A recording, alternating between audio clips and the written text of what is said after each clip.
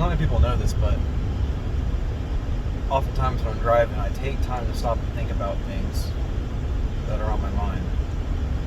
And being the quick thinker I am, I try and slow myself down by talking aloud, because I'll run all over the place. But so what's got me today, and what I've sort of come around on the thought circle, because I don't think literally. I don't think, A to Z, year 1 to year 50. I think in terms of themes of related issues. The thing I was thinking about this morning is, the whole history of Judeo-Christian religious law and what it means today. Because, well, it's Saturday, it's Sabbath, and tomorrow evening we begin the Day of Atonement. Got me thinking about, well, what should it mean to me as a 21st century American guy who, well, has a somewhat unique view, which I'll possibly impact someday, on Jesus, who he was, who he became, and that word is very central, and what he accomplished here on earth 2,000 years ago. And I'll summarize it this way. God gives us chances to do different things different ways. Ultimately, we mess up basically everything he gives us. And I mean from agriculture to modern democracy. We're absolutely ingenious at ruining, damn near perfect ideas. Okay? We get subverted very easily. We're selfish, we're lazy, we're cranky. We do have busy lives too, and that really messes us up. Which is why Sabbath is going to take the 7th day to at least not do your job. To unpack yourself and think about what you need to fix on yourself, what you can do for somebody else, your community. Because just like in Jesus' day, we're like, you shouldn't leave your house. And Jesus is like, no, man, I'm going to go help these people. Because he was spurred away. He didn't need to go take time for himself too much. He kind of did wear him out, but he was able to go and focus on his neighbor. And that was really the best thing he could do. But anyway, so just thinking about, what does a guy do on Sabbaths and the holy days when there's no temple to go, sacrifice, your grain and your sheep to and everything, not to the temple, but at the temple.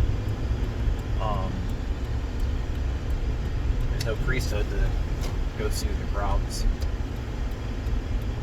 Or if there was one, to be across the ocean.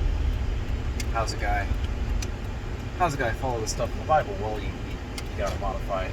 You gotta know what's going to cut out, because Jesus did say, not one jot or tittle will pass away until all things are accomplished. What does all mean? Because if there's an eternity, some stuff doesn't ever really get accomplished. So you have to draw a line somewhere on a very hard and literal sounding word that is, and it's the fullest of its application, has some figurative element to it, right? Because when's God finished? When has God really accomplished everything he intends to do? Never. So basically, the law we have, the book, the Pentateuch, we got 3,500 years ago, because some dudes, millions of people, were let out of an oppressive regime in Egypt. They only ended up there because of a famine that was sweeping the world, and because God said, all right, look, I got a way in for you. You guys sacrificed your brother, and now he's got you guys a way in to be taken care of, so you guys can be fruitful and multiply and come out of this captivity with abundance, and you can get started on a nation that'll be your own, which I promised you your namesake great-grandfather's grandfather Abraham, right? So this is a long time coming. It's over 500 years, and the waiting. And really, Abraham's dad or uncle knew about it. And so this is, way like 600 years or more, like in being spoken to man, that this family, some segment of this family, would end up in this land that Abraham eventually went and saw. So this is, where Isaac was offered to God. Like this is big stuff these people are looking forward to. And so there's, God's like, all right, here's the moment. Here's a scary time. Kill a sheep, mark your door, and we leave in the morning with all their gold. It's going to be fantastic, right? So they do this. And they walk for some days. They go across the Sinai Peninsula, cross over the Red Sea to the land of Midian. They go up on a mountain. God's there, I need 40 days with Moses, right? Because this is a big deal, right? And then Moses comes back down to a golden calf, with all the riches they took, and the Exodus, they melt it down and make themselves a religious system. Because what do they not have? They don't have cantaloupes, and they don't have a religious system. And these people are losing their damn minds. And the hands aren't getting ripped apart, and their backs aren't getting ripped apart. They're not getting bent around the rod. They're not getting baked in the sun. They're not, trying to make bricks for the Egyptian pyramids and supply cities. They're, their kids aren't being killed when they're born, which is Moses' fate, except that God intervened, right? So like all this stuff, all this bad stuff, and they're like, oh, we just miss these little comforts. We miss having our gods, we make our own. It's insane, but it's human. You do the same thing at some point in your life and not know what it is. You not know it's the exact same thing. So you get into the story and look at these people and what they're thinking and doing and how it went so wrong for them. God tried to give them 10 simple rules. And they're basically like, I'm your God. Worship only me. Make no graven images of all these fake gods. Don't be bowing to golden birds and calves and inscriptions thereof, And basically be decent to each other. Don't be murdering each other and stealing each other's wives and stuff, and burning each other's houses down. Like, come on, be civilized. Act like you're a family, because you are, And that was the 10 rules. And then Moses came back down the mountain with, 2 tablets. Probably with 4 on one, because the first 4 are pretty long, and, they're about God. Another one, shorter, is more succinct, it's about how to be good to your fellow Israelite. And he threw it on the ground, man, like this, And you guys forget this too. I think it's in Numbers. It got so bad. If you ever read that book, it's basically in the wilderness, their wanderings, stuff that goes wrong, the whack stuff that they do. And at some point, God's like, Moses, look, I'm over it. I'm so over these people. I'm going to make a nation out of you. And he's like, no, whoa. No, like, please don't do that. Because what have we gone through? What's our relationship with these people? We've been here, I want to say this is more towards the end. He's like, look, we've been through it. Like, you've done so much for these people. You've had this plan all this time. This is for Abraham. And like, don't, just because they're messing up, basically basically give it to me. Like, put it in my name. Like, these are still his children. You still promised it to, Abraham, Isaac, and Jacob. So God's like, you're right. They just test whatever. It depends how you look at how God who he is. But so, that was of course after they got the full 613 mitzvah.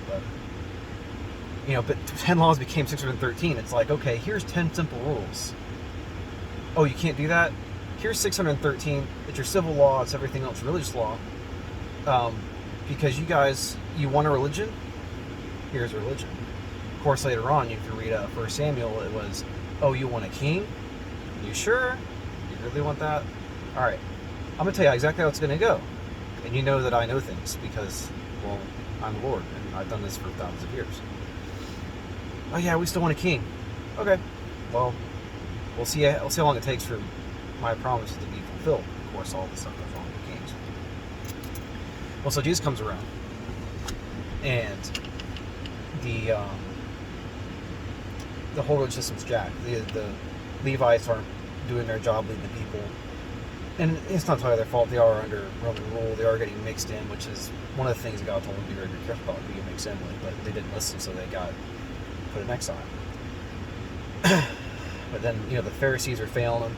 They're putting their trust in all the wrong people and the wrong things for a long time.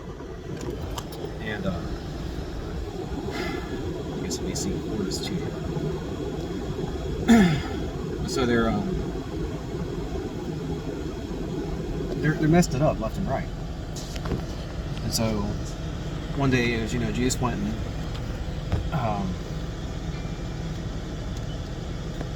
cursed a fig tree. Jesus cursed a fig tree, which seems really weird, right? Well, he wasn't really cursing a fig tree.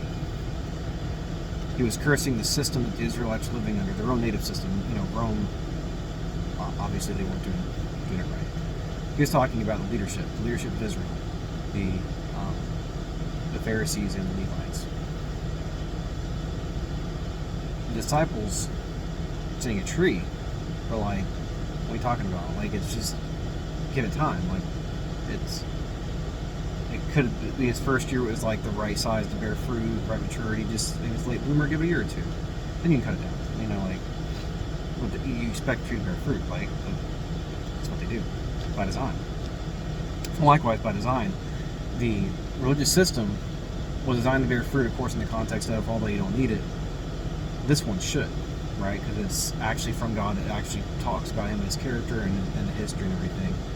If there were a religion, a sacrificial system like all these old worlds had, the one you want is the one that the Creator gave you because it's about the Creator and not about whoever you make up in your mythology to explain why so-and-so is king. And like, it's so typical. Or explain how we just got here, just bedtime stories. So Jesus was saying, like, down with the system, man. Because these guys are dirtbags, and they got some of the people fooled, a lot of people fooled, really. And he knew that they were going to screw up his new teachings, his new system, which really is the old system. It's the true system. It's all the stuff carved off that you don't need, that distracts you from what God really wants you to do and what He wants you to be. So, of course, this would have been, around 28 or so BC, how you take your years, and it's kind of lost in history, and that kind of sucks. But so, what's typical time? Jesus said this generation will get the sign of Jonah, which is 3 days and 3 nights in the grave, and 40 days to repent. Well, a day to a year, they had 40 years. They basically had, at that point, like Jesus knew it was going to happen, but they had their countdown. It's like, all right, well, be very careful. Around 40 years from now, that's how this stuff works. And of course, in 68, Jerusalem was sacked, right? All kinds of bad stuff happened. There's a little civil war, uprising. Some Roman strong-handedness, because they had the power, and paid very dearly for a long time. And what also happened there, it's really easy to focus on, diaspora and the destruction of the temple. But it's like, well, the temple was a place you could do the old religion that God set up to be the alternative, so that you wouldn't do the wrong religion, so that you could at least have your religion point you to Him. But obviously, it didn't work, and their leadership failed, and they always hung out at the temple and used the temple as their little power source because they had a pure holy and everything, and they weren't, or they would have been doing better. Who would have done better, and Jesus would have been better received. So God got rid of the Judaic system because, well, it wasn't working. And God had fulfilled all those things that is really all of it pointing towards Messiah. and not the Messiah fulfill everything yet, because he really hasn't, because he's supposed to come back and do some more stuff. But so far as his time here is his first visit, which I would say is, he was born, but he fulfilled all that stuff that they talked about this coming king to do, suffering servants do, for sure. And he's the same guy. And so the jots and tittles have started falling away, because he has accomplished enough of the all. You know what I mean? Because the all things that he was supposed to really do, like in this segment of time, when time is still really kind of finite and not so much the eternal that God promises is going to last, and where things are going to be good, during time that matters, where things can really kind of be accomplished, he's done that all. And God got rid of this fruitless tree. Well, now we have the fruit-bearing tree, truly in heaven. But we have made for ourselves little new temples where we do our own, not even full. Because it's funny, keep all the law. But of course, you can't do the sacrifice thing, because we're not going to make you guys, here in Philadelphia, say, all have your goats, do all that stuff. Like, that's too much of a headache. Well, we'll accept it. Like, the sacrificial system's done, but like all those laws are still there. And it's like, well, yes, I know. Like, those laws are good, but we need to remember something very specific here: is that religious system failed, and it's not like that's the only religious system that can fail at getting us to look in the right direction and do the right thing. The other one that failed, whether you would say God set it or the Romans set it up, was the Catholic Church.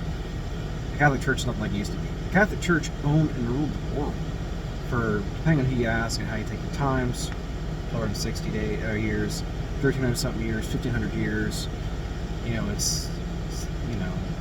It's not really in power anymore. If you want to start counting towards 700 or so, then fine, 1,700 years, and still, it's not working. It's not all that. It's the same mystic sacrificial system, the merchandising of souls of men. A lot of Protestant churches have it too, and it's kind of sad that people don't notice. They feel good loving the church, and maybe people are good to them and everything, but there's little hidden things that you're missing. And so I would say that the old system was brought down in 68 AD. A very popular view that I was rolling with is that the Catholic Church was brought down, or at least severely injured, in 1798 when Napoleon captured the Pope. Showed that they don't really have power here anymore. And now, like, we're basically just waiting on the church to end, and it's not so obvious what it is, but the reality is, Jesus is like, hey, I'm gonna be here, and you're gonna experience the true presence of God in the world, and my servants will rule as governors, and as like mayors or whatever. Like, people are gonna have authority who actually know how to live under authority, and who I know can do it because they've listened to me, they followed me, they communed with me and the Father, and they're actually decent folk, right? So that's the coming time when these people who are out here now, first off, your politicians, and your pastors and your other clergy. Not that all of them are bad, but they're all, well, most of them are certainly lacking. And there are going to be people throughout history and time that you would have not noticed, who were total nobodies, who are going to be brought back in the last days to rule. Really more like, I don't know, rule might seem like a hard word, but I imagine it would be like basically, help straighten everything out. And these people that you know today are going to be nobodies if they're there. There's a lot of wool and cheap clothing at your local small church, and you want to hear this, but if you get discerning, you'll find that that's almost like the rule, like more often than not. That there's a really deep spiritual issue in these people that you go to for leadership, and Jesus solved that problem. He's like, look, you guys keep looking at these Levites at these Pharisees, at these Sadducees for leadership. That's dumb. You know what I do? I look to the Father. Why go through all these intermediary steps when I can get the answer from the man, right? From the Creator, like Abraham did, right? You guys keep talking, your son's Abraham. You're not doing the same things Abraham did at all. So, anyways, that's the true. It's laid out in the Bible. God is the true source of all things. He's the head of Christ, right? Christ is in heaven doing the priestly thing, right? John talked about in Revelation. So basically, it's like, he offers up prayers, God, He seats for you in heaven today. Okay, it's a big job. It's a lot of people talking that way. You don't need a pastor to pray for you. The Bible tells you that God sees the birds and feeds them. And you can get into the stuff about righteous living and everything. God will hear the prayer of a repentant person. And the first thing you should ever do before you gripe about how bad the world is, really, you think about it. We always hear people say, be the change you want to see in the world. Okay. What's that like? What do you really want to see people be like in the world? Be kind, peaceful, understanding, be wise. Okay. Those are just the very basic inner qualities. Do that. Ask God for wisdom. Discipline yourself. You're not gonna get this help from a religious system. It happens when you decide to look at yourself and find problems. And the only way you can do that and fix those problems, is by looking at examples that God has given you. First off, Himself. Look at His own character, what He's written down, and then what He's said to people, what He's allowed people to do, what He's commanded people for in the Bible. Okay? And you can start to see patterns of what is good if you really look for it and aren't trying to find permission, but look for the hard way to be something that is transcendent of what we're told to be. Even though what they tell us to do is, there's some good aspects of what we're taught in our culture and we're grown up. To really go beyond that and find the source issues, the source characteristics of goodness. And you'll find them all in the character of God and Messiah. So, I guess that's about it. More or less, religious systems are failing. Even the Protestant churches are failing. Because they don't produce the bearing of fruit that Jesus wants to see in your life. The fact that you know that there are so many fake Christians, people who throw God at you, who maybe got entire sections of your family who they're church going, but they're wrecked with depravity, they're selfish, they can't forgive, they don't know what it's like to fix a relationship or a marriage. They don't understand the nature of God and what He really asks you to do. The true tenets, the true ends, when you chase these things back, what He's getting at. And He tells you how to live, not your best life now, but the best lives people can live for the sake of eternity. Because everything you do lasts forever. It affects, to various degrees, but it all affects society. It all affects your kids. It all, people see stuff and they think, well, so-and-so did this, and I think they're a nice person because I'm expecting to do this. You got to start bringing stuff around from letting evil be in yourself and your family because it's like permissible or something, and ask yourself what evils are actually kind of necessary or just going to happen, and what you can control, and what things you could take and say, wait, hold on, how about we do a little bit of work? We do a bit of self-change, self-reflection, and realignment. So we don't have to do this less than ideal thing.